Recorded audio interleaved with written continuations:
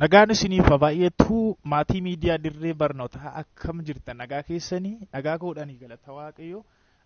Kun tuutoriyaalii koorsii Global Trend irratti afaan Oromootiin isiniif kennamaa turedha. Yeroo muraasaaf adda citee kan ture tuutoriyaaliin keenya chapter 2 koorsichaa irratti fufaa waan isin jala adda kutee ture dhiifama isin gaafachaa asumaan jechuudha.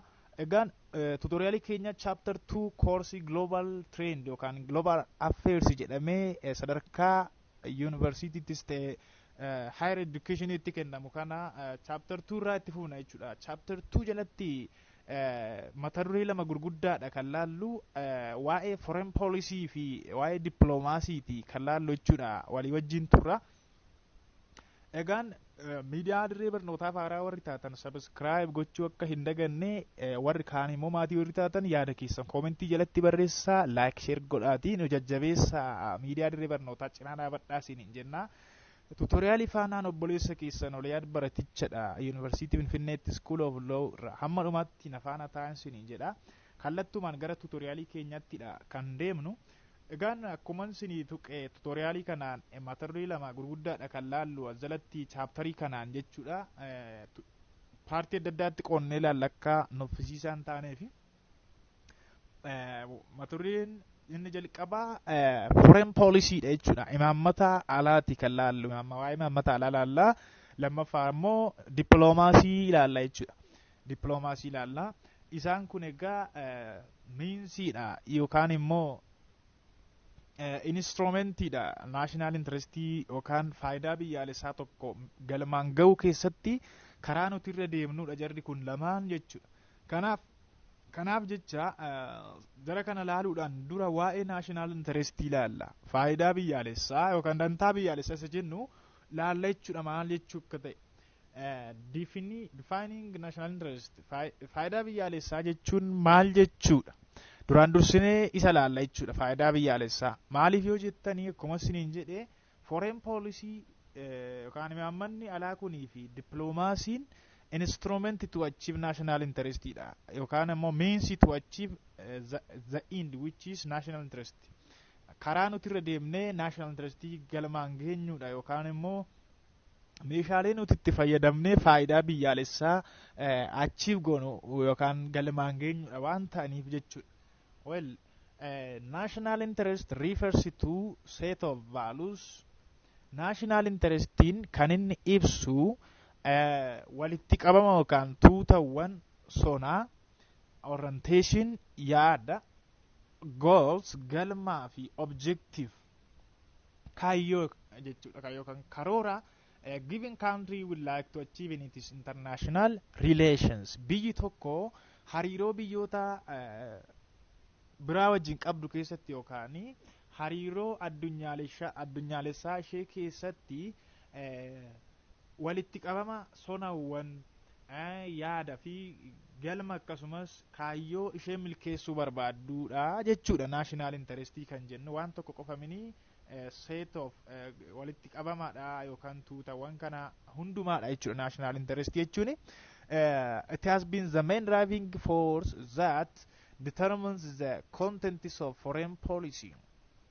Egaan akkuma isin jedhe foreign policy yookaan imaammanni alaa paartii taanu keessatti ilaalla waa'ee isaa kontentii yookaan qabiyyee adda addaatti kan inni qabaatu.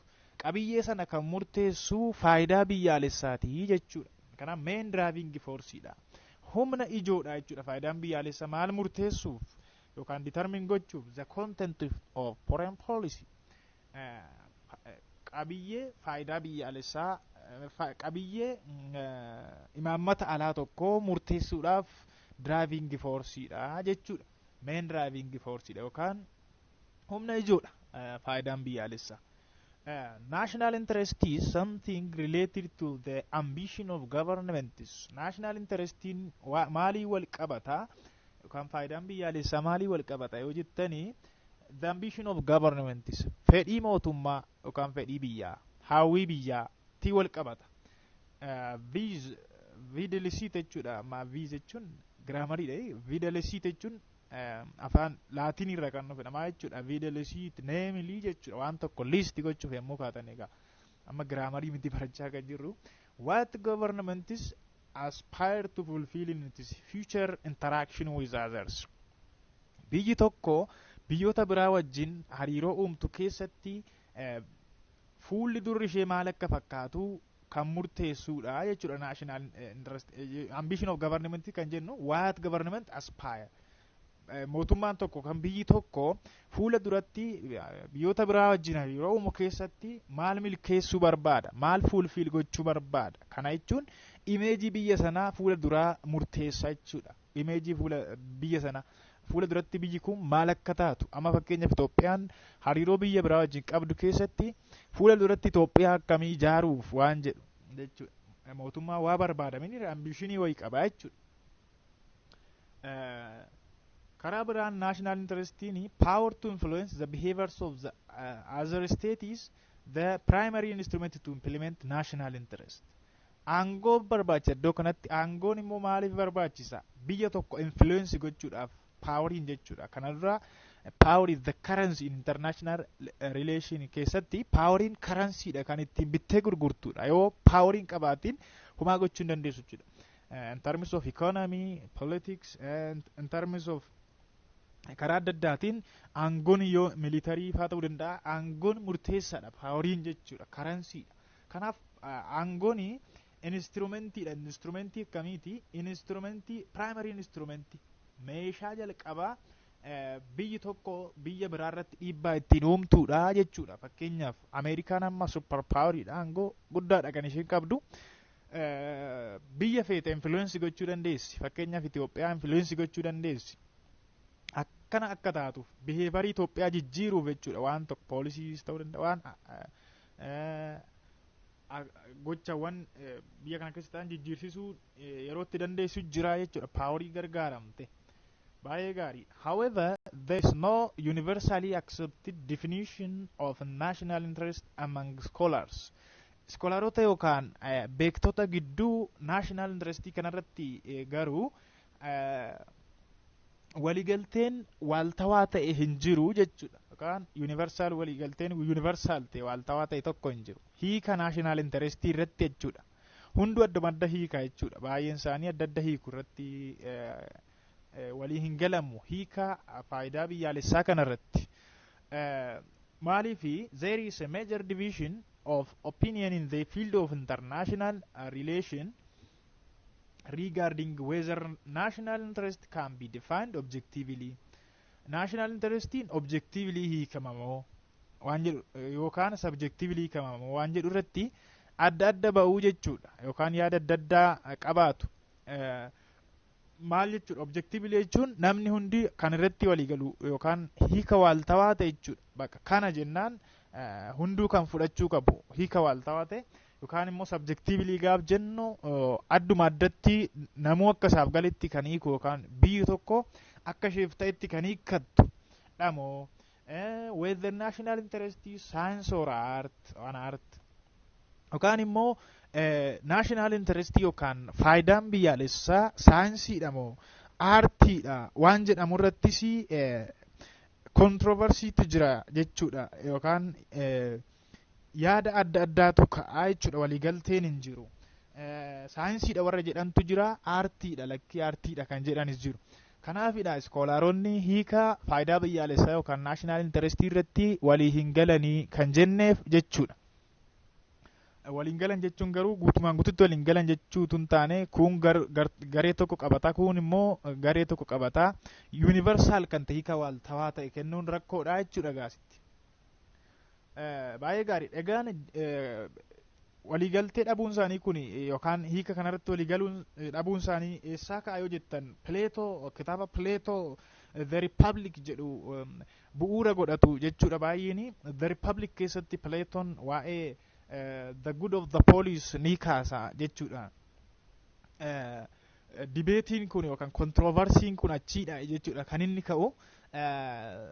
The good of the police jechuun the public good jechuudha. Faayidaa waloo yookaan immoo kontekstii modernii kanatti yoo finnu amma gaa kun BC dha dur jechuudha. Dhaloota Kiristoos duradha kan inni akkas jedhe Platon the good of the police kan jedhe amma yeroo ammaa kanatti yoo finnu immoo national interest jechuu hin dandeenya jechuudha kana faayidaa waloo kana faayidaa biyyaalessaa akka jechuu konseptii sana tuqa jechuudha Platoni national interest jechuu hin dandeenya amma konseptii amma jiruun jechuudha achi keessatti Platoni waa'ee the philosopher king kaasa achi keessatti good of the police yookaan immoo faayidaan biyyaalessaa kun akka Platootti kan inni galma ga'uu danda'u philosopher kingidhaanii jedha. Philosopher king jechuun mootiidha. Mootii quality lama qabudha.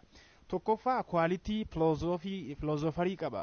Philosopherii jechuun akka bara sanaatti beekaa jechuudha yookaan intellectual lama ta'edha. Kingidhas immoo quality leadership qaba jechuudha. Quality lama qaba philosopher king. Baay'ee kitaabicha The Republic kana barattoonni saayinsii siyaasaa yookaan political saayinsii sirrittiidha kan isaan qo'atanii noonis barumsa seeraa keessatti waa'ee justice yookaan haqummaa gaafa barannu hamma tokko tuqneerra waa'ee philosopher king jechuudha. Haqummaan galma ga'uu kan danda'u justice dhufuu kan danda'u philosopher kingidhaani waan jedhamu kaasa Platon jechuudha. Waa'ee justice irrattis xiqqoo isin tuquudhaaf Platon kitaaba The Republic kana keessatti kitaaba kana keessaa baay'ee kana dura tutoriaalii wayii akkasumaan isiniif hojjedheen ture waa'ee The Allegory of the Cave kutaa jedhu kitaaba torbaffaa isaadha. Kitaaba adda addaa qaba. Kitaabni kun kuusawwan kitaabati baay'ee The Republic kun jechuudha.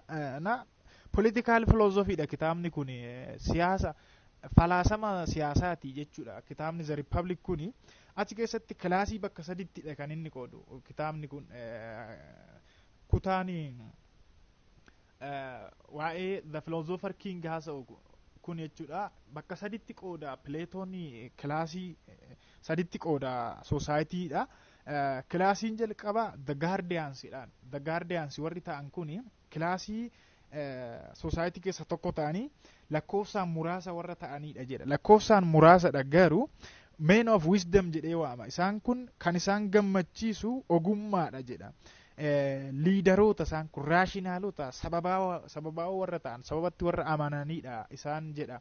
Men of wisdom jedhee isaan waama jara kana.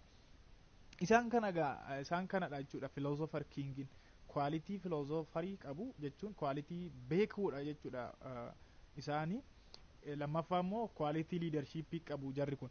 Yoo isin fayyadate lammaffaan auxiliary jedhee qooda. Auxiliary warri ta'ani isaan immoo warra emotional warra ta'an injiraan sensitive warra ta'an miira isaaniitiin warra oofaman isaaniidha jechuudha. Isaanii warri lammaffaan kun kilaasii lammaffaan kun isaan immoo lakkoofsaan warra philosopher king kanarra hin caalu yookaan guardian irra hin caalu lakkoofsaan baay'eedha. Isaan immoo military kilaasiidha jedha. By the way natural tiltiin warra guardianii kana leadershipidha. Bakka uumamaan isaan bulchuudhaaf warra uumamanidha. Bulchuu yookaan gaggeessutu isaan irraa bareeda jedha. Platon warra kanaani warra auxiliary ta'an kana immoo isaan bakka soldier haa ta'an isaan loltuu haa ta'ani just emotionally warri ta'e loltuudhaaf gaariidha jedhee yaada jechuudha. Platoni isaan kun lakkoofsaan muraasadha warra sanarra jechuudha. Garuu lakkoofsaan hin caalu warri lammaffaa auxiliary kun warra philosopher king irra hin caalu. Isaan egaa akka kana ta'an warri sadaffaan immoo warra common mass jedhuuntu jira. Common massii warri ta'ani lakkoofsaan baay'eedha. Garuu beekumsi kan isaan hin gammachiif. Amma akka sirriitti isiniif galuufan isiniif tuqa kitaaba sanaa keessaa jechuudha. Kunoo asitti ilaaluuf jenna waan ta'eef jechuudha. Participaatoriin hin fayyadu waan jedhutu jira waan ta'eef jechuudha. Isaanii egaan warri sadaffaan isaan common massiidha lakkoofsaan baay'ee warra ta'an bakka nyaatanii dhugnaan waan akka kunoon jiranii seeksii waan akkasii raawwannaan homaan barbaada waan biraa gaaffii biraan gaafatanii warra jedhuudha. Akkasitti kilaasii saditti qooda. Kilaasiin tokko gaa philosopher kingidha warra leadershipin irraa bareedu bulchuuf warra uumaman warra dhalatan natural inclination yookaan tilt uumamaan hin jiranii namni tokko waan tokko gochuudhaaf kan garasitti jallata fedhiinsaa yookaan immoo kennaa uumamaasaa akka jennu sana jechuudha. Makiliit kanaaf makilitiin isaanii yookaan natural tiltiin isaanii bulchuudha philosopher king warri jedhaman kun gartuun kun jechuudha akka kanattidha kan inni annaadhu maal jedha Pileetoon achi keessatti the good of the police gara tutoriaalii keenyatti yommuu deebin baay'ee daganyaadha tiyooriin kuni Pileetoo kun booda tiyooriiwwan akka eugenic theory warra jedhamaniif illee ka'umsa ta'ee jira naasizimiin illee amma eugenic theory'n eugenic jechuun gene matters intelligenceedha jiiniin kee yookaan sanyiin kee intelligensii kee murteessa waan jedhudha Pileetoon as keessatti maal jedha beektu philosopher kingin nama biraa akka waliin fuune jarri kun akka walitti hin makamne jedha philosopher kingin warra koomammaasii sanaan akka walitti hin makamne maaliif jiinii isaanitu bada sanyiitu wal makaa waan jedhu jechuudha booda kaa eugenic theorynis as keessaa fudhataniitu adaganyaa theorii ta'edha akkasuma immoo bara naazii fakkeenyaaf naazonni kilaasii isaanii human race kana bakka saditti qoodan akkuma kana jechuudha akkuma Pileetoo kana achirraa derive godhatan jechuudha aariyaanota ofiin jedhu ofii isaaniitiin nuun bakka super nationiidha sanyiin aariyaanota sanyiin Jarman sanyii lafa kanarra jirurraa bakka akka philosopher kingii kana jechuu barbaadaniitu lammaffaa immoo warra Jewushii immoo akkamitti yaadu isaan immoo just less human less non human jedhu namaa gadi bineensa immoo oli jedhu warra kaan immoo warra Afrikaanota gurraachota kaan immoo bakka non human jedhuun isaan namaa miti jedhanii akkasitti qoodan kitaaba kana keessa achirraa derive godhatan jechuudha eugenic theorynis immoo isaan influence isaan godhee jira jechuudha booda eugenic theory'n kun akka sadarkaa universitiitti ta'e kitaaba irratti hin barsiifamne dhorkame jechuudha sababni isaas adaganyaadha waan ta'eef baay'ee kitaabni Pileetoon kutaanii waa'ee the good of the police jedhu kana keessatti kaase mataansa baay'ee daganyaadha dictatorial governmentiin akka uumamu sababa ta'a maaliifi philosopher kingota warra ta'an sanyii jiranii bakka warra muraasa sana warra dandeettii quality philosopheriif king qaban isaan qofti haa bulchan jedhee waan lafa kaa'uuf Pileetoon jechuudha nu qofatu bulchaa jedhanii diktaatarii warri ta'an mootummoota ka'uu mootummoota sanaatiif sababa ta'aa jechuudha kuni kanaafidha baay'ee kan hin barsiifamneefi yoo as deebinu tutoriaalii keenyatti philosopher king who is to be aided by few highly learned philosopher kingin kun egaa maal akka ta'e isiniif ibseera namoota baay'ee barataniin yoo aided ta'e yoo gargaarame jechuudha akkasuma detached warra ta'an hawaasa irraa warra adda ba'an bakka warra fagaatan beekumsaanis ta'e adda warra ba'an and the fair minded advisors sammuun isaanii feerii kan ta'e justice laachuu warra danda'an akkuma isiniin jedhe jechuudha gorsitoota akkasiitiin yoo gargaarame philosopher kingin isadha good of the policy achieve gochuu kan danda'u yookaan immoo galmaan ga'uu kan danda'ani warra kanadha jedha jechuudha Pileetooni these individuals could make wise and well-informed decisions regarding the common good or national interest jechuun dandeessu isini akka ammayyaatti jechuudha maal jechuudha namoonni kun individually muraasni kun jechuudha lakkoofsaan muraasa isiniin jedhee jira baay'ee ogeessota waan ta'aniif murteewwan ogummaadhaan guutan wise decision well informed decision murteewwan akkasii kennuu kan danda'an jara kanadha jedhee yaada jechuudha philosopher kingidha jedha yaanni inni irraa ka'u assumptioniin inni irraa ka'u jechuudha base inni bu'uura inni ta'e the basis and assumption of this thought include three major points qabxiilee sadiidha jechuudha akka assumptionitti yookaan akka tilmaamaatti kan inni fudhatu qabxiin inni jalqabaa wise and well informed decisions can be made by few carefully selected individuals agartanii fewdha lakkoofsaan isiniin jedheera selectedidha warra fo'amanidha who have been expressly trained to think warra sirritti leenji'an beekumsa warra qaban in terms of the collective good of the state collective good of the state or common good the police the common police jechuudha isaan kanadha murtoo sirrii kennuu kan danda'u jedha assumptioniin tokko kanadha assumptionii lammaffaan yookaan tilmaam lammaffaan jechuudha These few individuals who possess awesome and unchecked power will not be corrupted by this power jedha jechuudha. Power corrupted by nature jedhamani aangoon uumamaanii corrupt godha waan jedhamu jira. Jarri kun garuu aangoon corrupt isaan hin godhu. Aangoon isaan hin goyyoomsu. Maaliif sababni isaas awsamiidha bakka paawuriin isaan qaban baay'ee kan ajaa'ibaa ta'edha. Uncheckedidha. Eenyuyyuu check gochuu yookaan immoo eenyuyyuu aangoo isaanii kana dura dhaabachuu kan hin dandeenyedha jedha. Karaa biraatiin egaa diktaatariyaal gavarnimentii jajjabeessaa jira jechuudha. Assumptionii sadaffaan immoo maal jedha? Once socially optimal decisions have been made, kana jechuun murtoowwan olaanoo ta'an murtoowwan gaariin erga murtaa'een booda they can be implemented effectively by loyal, well-trained and obedient bureaucracies. Namoota bureaucracy ta'an warra amanamoo warra ta'an warra sirritti leenji'anii fi warra ajajamuu yookaan abboomamuu danda'an isaaniin immoo maal ta'a implement ta'a jechuudha murtoon kun yookaan hojiirra oolaa jedha. Egaa assumptionii kana sadiin of keessaa qabata keessatti hammata. Defenders of such views, egaan defenders yookaan warri view kana laalcha kana deeggaran yookaan laalcha kanaaf dhaabatan ilaalcha kanaaf lolan maal jedhu?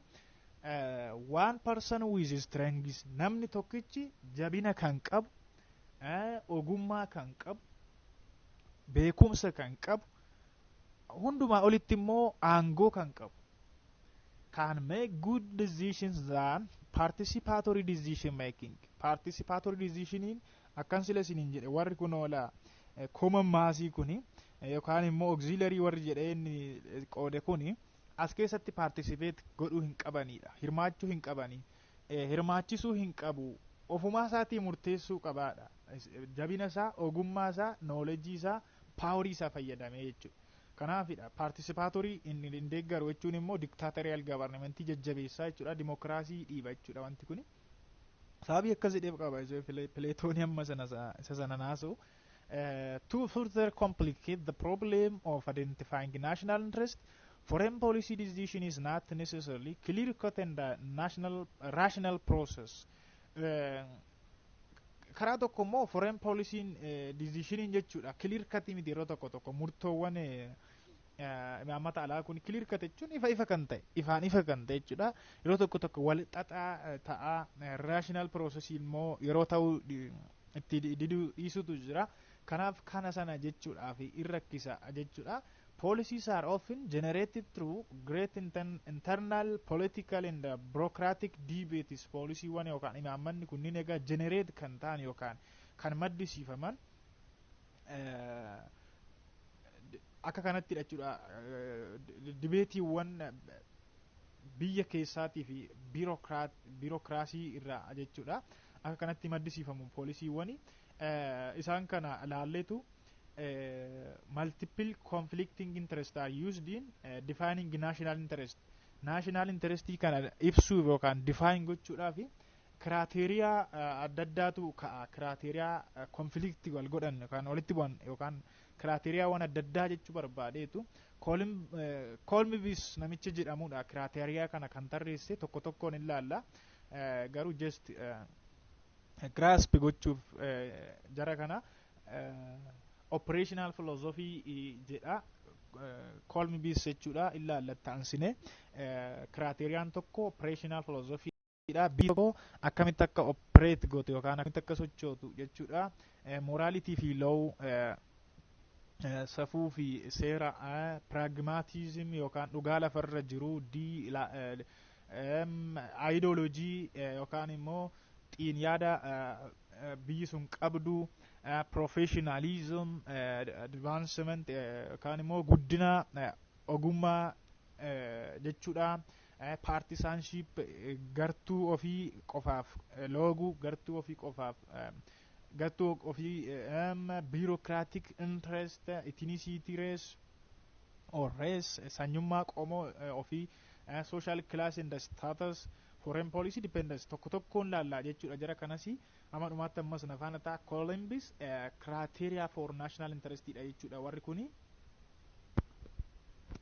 akkuma isin jedhee inni jalqabaa operational philosophy dha. Operational philosophy depend on time, yeroo irratti hundaa'a. Locationii argama biyya sanaa irratti hundaa'a, akkasuma orientationii biyyi sun yookaan yaadni biyyi sun biyyoota biraa wajjin qabdu, biyyoota naannoo ishee jiran wajjin qabdu irratti hundaa'a jechuudha. Akkasumas immoo action of predecessors jechuunis mootummoota ishee dura turan, mootummaa ishee dura sirna mootummaa sana dura tureen irratti hundaa'uudhaan jechuudha. Kanaaf istaayilii gurguddaa lama hordofti jedha Columbus. Istaayilii lama gurguddaa hordofti jedha. Istaayilii opereeshinii yookaan akka itti opereet gootu istaayilii lamaan kana keessaa tokko hordoftidha. Soorii, lama gurguddaatu hundaa. Lamaan kana keessaa tokko hordofti. Lama gurguddaa kana keessaa istaayilii tokko hordofti jedha. Istaayiliin jalqabaa act in a bold and a sweeping fashion. Sweeping fashion, boldii fi sweeping fashion jechuun waan akkamiidha? Waan duraan ture haqanii haxaa'anii balleessuu jechuudha. Sweep gochuu, haxaa'anii balleessuu. Karaa biraan revolution jechuun dandeessu. Fakkeenyaaf sirna dargii keessatti kanadha kan mul'atu. Predecessoriidha. Sirni dargii mootummaa kanaafis ta'e wayyaanee dura mootummaa turedha. Kanadha kan inni istaayilii kana fakkeenyaaf kan inni fayyadame dargiini. Waan duraan ture hundumaa haqee balleesseetu waan haaraarraa ka'aa jechuudha. Kun acting bold and sweeping fashionidha jechuudha. Upon taking office, introduce major new practices, policies and institutions and discontinue others jechuudha. Discontinue others. Kan duraan ture maal gochuu? Adda kutu discontinue godhaniitu practice haaraa baasu, imaammata haaraa baasu, jaarmiyaalee haaraa hundeessu, institutionii haaraa hundeessu, kan duraan ture haqanii jechuudha. Kun istaayilii tokkodha. Istaayilii lammaffaan immoo the second major style of operation is to act in caution, probing and experimental fashion following the trial and error approach jechuudha. Dura yaalii gaggeessa, yaalii sun kun kufaa ta'a, just reformi godha jechuudha. Warra yaalii tokko erga gaggeesse booda, riisarchii tokko erga gaggeesse booda reformi godha jechuudha. Reformationiidha inni kun immoo sun revolutioniidha wal qabata kun. Revolutioniidha kuni warraaqsa jechuudha. Revolutioniin jechuun maal jechuudha? Bu'uurarraa waan tokko giddaruudha. Bu'uurarraa waan tokko jijjiiruudha revolutioniin. Reformationiin garuu waanuma duraan ture sana fooyyeessuudha. Isa kana immoo fakkeenya mootummaa badhaadhinaa fudhachuu hin dandeessu. Istaayilii lammaffaa kana paartii badhaadhinaa. Istaayilii lammaffaa kanadha kan isaan hordofanii reformii gochuu, haareffama gochuu jechuudha. Thus the incrementalist jechuun waan duraan ture sana reformi gochuu jechuudha. Usually seeks to perfect existing legislations. Synoptic approach dha inni kuni. By the way, synoptic approach dha warri kuni, warri waan duraan ture sana haqanii balleessan synoptic approach jennaani afaan siyaasaatiin. Kanaan immoo incrementalist approach jennaan isaan kanaani. Akka incrementalist approach itti gaa perfect gochuudha, waan duraan ture sana fiixa akka ba'u gochuu, sirreessuu achumatti jechuudha. Achumatti sirreessuudha, reformi tokko tokko gochuudha. Legislationii sana sirreessuu yookaan seera duraan ture sana poolisii imaammata adda addaa baasu, jaarmiyaalee fi piraaktisii adda addaa perfect gochuudha jechuudha. Yookaan sirreessuuf yaaluudha. Kiraateriyaa lammaffaatti ceenaa. Kiraateriyaa lammaffaan Columbus lafa kaa'u ideological criteria. Ideological criteria. Most of the time, governments employ ideological criteria and establish their relations on the basis of that criteria. Ideological criteria tu jira. Fakkeenyaaf bara Cold War keessa jechuudha, waraana ololaa isa jedhamuun beektu, waraana qabbanaa, waraana qorraa, waraana ololaa isa jennu. Ideology lamatu jira ture yeroo sana. Ideology kapitaalistii garee Ameerikaa jalatti warra hiriiru, ideology communistii yookaan immoo sooshaalistii kana immoo Soviet Union jala warra hiriirudha. Ideology lama gurguddaatu addunyaarra ture jechuudha. Egaan amma maaltu jira gaa yeroo sana ideology sana karaa akka kiraatiriyaatti lafa kaa'u ideology sana warri hordofu fakkeenyaaf Ameerikaan warra ideology kapitaalizimii hordofu hundumaa of jalatti riisiftee fira isheeti jechuudha. Soviet Unioniinis immoo warra koomunistii yookaan sooshaalistii warra hin jaallannee fudhanna jedhan. Fakkeenyaaf dargiin mataa isaatiin sooshaalistii ture. Laalla garaadhumaa irratti isa kana. Kanaaf yeroo kooldi wooriidha fakkeenya nuti jechuudha. Ideological criteriyaan yeroo sirriitti hojjechaa ture jechuudha. They may identify their friends or enemies countries using the litmus test of ideology. Litmus chemistry keessa jenne litmus jechuun waraqaa maalidha? Waraqaa ittiin qoratanidha. Kanaaf ideology isaaniitiin test godhu jechuudha yookaan qoratu. Ideology isaanii faana deema taanaan bakka fira isaaniidha, friendii isaaniidha. Ideology faallaa ideology sanaatti hordofu taanaan biyyi sun immoo diina isaaniiti jechuudha. Kanaaf immoo fakkeenya kan ta'u during cold war warri ideology sooshaalistii hordofanii fi kapitaalistii hordofan diina walii turan jechuudha. Diina ololaatti garuu waraana walitti hin bobbaane amma kana maleessa diina walii turan. Criteriyaan inni sadaffaan Columbus kaa'u moral and legal criteriyaadha. Moral and law jechuun dandeenya. Seeraa fi safuu jechuudha. Thus moral behavior in international politics involves keeping your promise. Waadaa galte kabajuudha. Minire waadaa galte kabajuu of keessatti qabata. International politics keessatti siyaasa addunyaa keessatti maaliidha waadaa galte waadaa akkamii treatyidha. Minire tokko waliigalteedha. Waliigaltee addunyaalessaa. Living and letting others live. Warri kaan akka jiraatan eeyyamuudha. Dhiisuudha. The poor and the disadvantaged warri ta'an hiyyeessi akka jiraatu dhiisu kun waadaa galtee kabajuudha. Seeraa fi safuutu moraaliitu si ajaja waan ta'eef jechuudha. Avoiding exploitation and uneven development between the developing countries and the developed ones. Exploitation qisaasama humnaa hir'isuudha yookaan balleessu avoid gochuudha. Uneven development guddina kuna wal caccaalaa kana wal qixxeessuuf yaaluudha. Biyyoota reef guddataa jiranii biyyoota guddatan gidduu guddina hamma kana wal caali kana wal qixxeessuuf yaalu inni kun egaa legal fi moral criteriyaadha jechuudha. Criteriyaan lammaffaan acting legally means criteriyaa afuraffaatti sun jedhu acting legally means akka seeraatti act gochuu jechuun abiding by the rules of international law. Seera addunyaalessaatiif bulu, seera addunyaalessaatti qabamanii jiraachuu, seera addunyaa international law baay'ee seera keessatti konseptii irratti barannu international law seera addunyaalessaa inni jennuudha. To the extent that such rules are identified and accepted jechuudha. Seerota sana biyyi tokko fudhattee jennaan seera sanaan buluu qabaattiidha international law'dhaaf.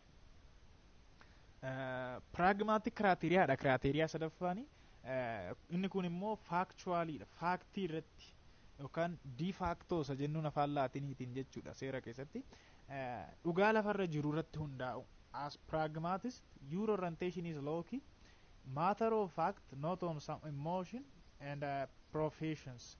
Emotion yookaan profession irratti utuu hin taane dhugaa lafa jiru irratti hundoofte act gochuu yookaan hariiroo biyya tokko wajjin uumuu qabdaadha. Inni kuni pragmatismiin faaktii irratti kan inni hundaa'u jechuudha. You look at issues and events around you and the world with sense of prudence and with sort of rationality.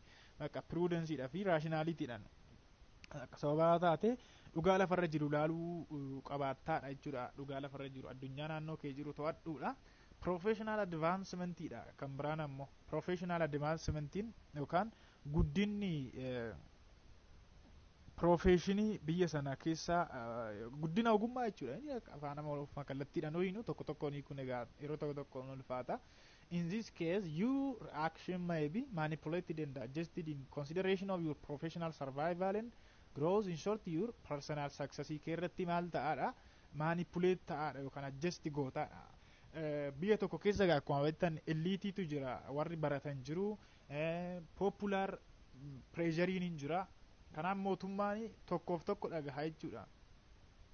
Even leaders may choose conformity to either popular pressure yookaan popular pressure jechuun uummata bal'aa jechuudha. Uummanni bal'aan dhiibbaa uumaasi. Warri immoo eliitiinis immoo warri baratan warri beektonnis immoo dhiibbaa uumu jechuudha. Kanaaf mootummaan tokko filataa jechuudha. Maaliif akka professional advancement criteria kanaatti jechuudha. Partisan criteriaadha. Criteriyaan inni jahaffaani partisan criteriaadha. Akka criteria kanaatti immoo here you tend to equate the survival and the success of your political party. Partii siyaasaa kee ethnic yookaan religion origin kee saba kee yookaan amantaa keetiif maal gochuudha? Origin with the survival and the success of your country jechuudha. Wal qixxeessuu yaalu jechuudha. Guddina yookaan itti fufuu biyya kee just paartii isaan akkuma yaada isaan raawwattan waanuma kan kee ta'e qofaaf looguu jechuudha. Waanuma kan kee ta'e qofaaf political party ta'uu danda'a, ethnic ta'uu danda'a yookaan religion amantaa kee ta'uu danda'a isaaf looguudha. Equate gochuudha. Amma agartee yoo amantaan kee itti fufe ta'e biyyi itti fufuu akka dandeessu, yoo amantaan kee milkaa'aa ta'e biyyi illee milkaa'uu akka dandeessu. Equate the survival of your party, ethnic, religious origin with the survival and the success of your country. Milkaa'ina biyya keetii yoo paartiin kun milkaa'e biyyi koo milkoofti yookaan itti fufti yaada jedhu. Criteria akkasiidha. Kana fakkaata. Waa'ee national interest utuun godhabin ingredients or elements of national interest of a country ilaalla jechuudha. Amma ingredients of national interest of a country. Egaan elementii yookaan ingredientii national interest warra ta'an keessaa tokko economyidha jechuudha. Economyidha. Any policy that enhances status economic position is seen to be in the national interest jechuudha. Policy yookaan imaammanni kamuu egaa kan inni ba'u tokko economic positionii biyya sanaa ibsa fooyyessuuf enhance gochuudhaaf jechuudha. Yookaan immoo fooyyessuudhaaf karaa kamiin yoo jettanii increasing a country's balance of trade yookaan balance of trade biyya sanaa guddisuu dabaluudhaaf. Balance of trade jechuun import export jechuudha. Alergii fi algalchii akka jechuuti. Fakkeenya biyyi tokko baay'ee yoo ala ergite fi xiqqoo yoo gashite increase ta'a balance of trading. Yoo akka malee immoo ala gashite yoo xiqquma immoo ala ergite decrease ta'a balance of trading jechuudha. Waliin madaalu jechuudha. Madaalliin daldalaa biyya sanaa sirrii hin ta'u jechuudha. Karaan biraan strengthening countries industrial base. Beeziiwwan indaastirii bu'uura indaastirii biyya tokkoo maal gochuudha? Jabeessuudha, cimsuudha. Guaranteeing countries access to oil or natural gas. Biyyi tokko boba'aa uumamaa akka argattu gochuudha. Or as an energy or non-fuel mineral resources yookaan immoo fuelii warra boba'aawwan adda addaa ta'e energy anniisaawwan adda addaa akka argattu biyyi tokko dandeessisu kun elementii economiiti jechuudha. Elementii economiiti. Elementiiwwan yookaan immoo ingredientii fedhii biyyaalessaa keessaa tokko kan ta'e economiidha jechuudha. Ideologiidha. Karaan biraan immoo ideologiin determinantii murteessaadha jechuudha. Ideologiinis amma ideology is an important determinant of national interest. Ideology yookaan yaaddamni biyyi sun qabattee jirtu national interest yookaan faayidaa biyyaalessaa isheetiif murteessaadha. The state uses ideology as a reason to have or not have relations with others and to justify legitimacy and the policy. Policy ishee justify gochuuf naammata baastu sana sirrii ta'uu isaa mirkaneessuuf yookaan sirrummaa isaa jechuudha. Ideologiitti gargaaramti jechuudha. Biyya tokko wajjin biyya tokko wajjin wal qunnamuu yookaan wal qunnamuu dhiisuudhaaf jechuudha. Ideologiin murteessaadha. Yoo ideologii ishee faana hin deemne ta'e wajjin biyya sana wajjin wal qunnamuu dhiisuu dandeessi waan ta'eef jechuudha. Paaworiidha. Kan biraan immoo determinantiin biraa yookaan elementiin biraa aangoodha. Anything that allows one state to establish and maintain control over another state is power. Aangoon akkuma isiniin jedhee kana duras karansiidha. Aangooni anything wanti kamuch that allows biyya tokko biyya biraa akka to'attu, biyyi tokko biyya biraa akka control gootu kan dandeessisu aangoodha jechuudha. Improving economic strengths aangooni karaa kamiin, karaa economy ta'uu danda'a. Biyyi tokko aangoo guddaa qabaachuu dandeessi. Aangoon immoo maal godha? Aangoo sana gargaaramtee biyya economic strengths ishee, dinagdee ishee guddisuu dandeessi. Ideological persuasion, biyyoonni tokko tokko dandeettii amansiisuu jechuudha. Ideologii isaanii amansiisanii biyya biraa fudhachiisu. Enhancing military capabilities, yookaan immoo humna loltummaa isaanii jajjabeessu, guddisu. Okay, inni arfaffaan determinantiin arfaffaan military and security dha jechuudha. Ingredientiin national interest in arfaffaani. Kun immoo anarchy beektu sirna maleessummaa jechuudha. Central authority bakka hin jirre jechuudha.